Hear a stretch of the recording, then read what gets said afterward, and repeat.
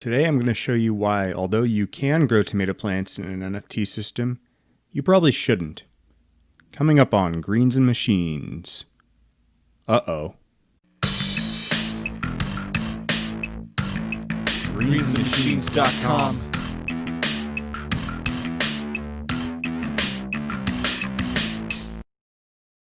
I've shown you guys the massive tomato plant growing in this hydroponic system.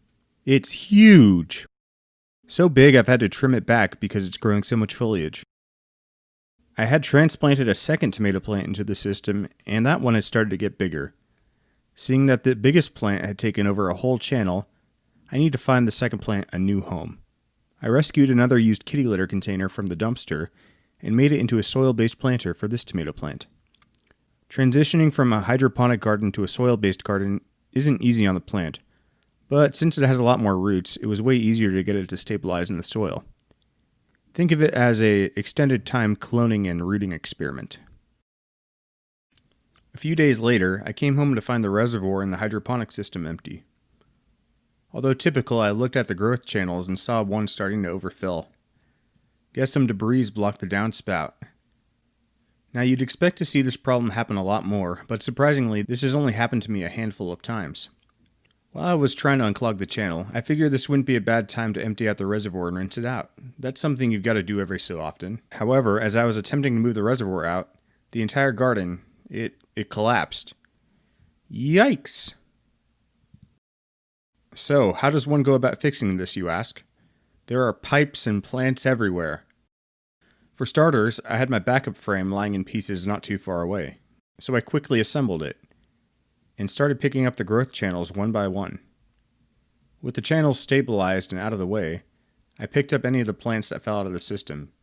I will tell you now that some of the plants didn't make it. One in particular, that big tomato plant, was not spared. That plant was just too heavy. Since I had it supported with twine to the growth channel above it, I'm of the opinion that the plug channels with this tomato plant weighed the whole system down. The tomato plant did have a lot of unripe tomatoes on the vine, so I made sure to save those as I was removing the plant. These I could ripen up inside the house. Take a look at the roots on this thing. You can see why the system was going through so much water so quickly.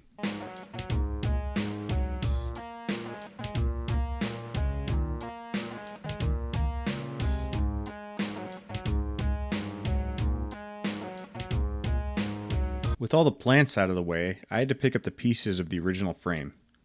From my analysis, it looks as if gravity caused it to capsize by shifting hard in one direction. It looks to me like a design flaw that can be remedied. I think if I used some PVC glue on some of the frame end pieces, it would prevent this from happening again.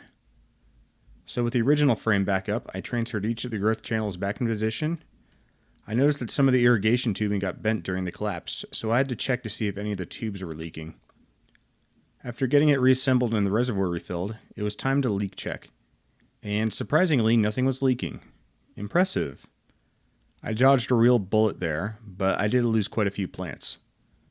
Well, the garden survived, but I'll have to continue without any tomato plants in this thing.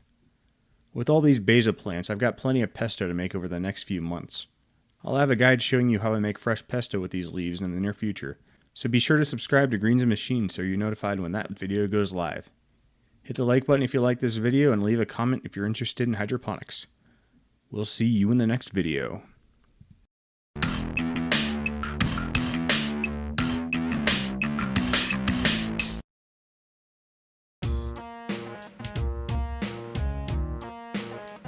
Pete's sake.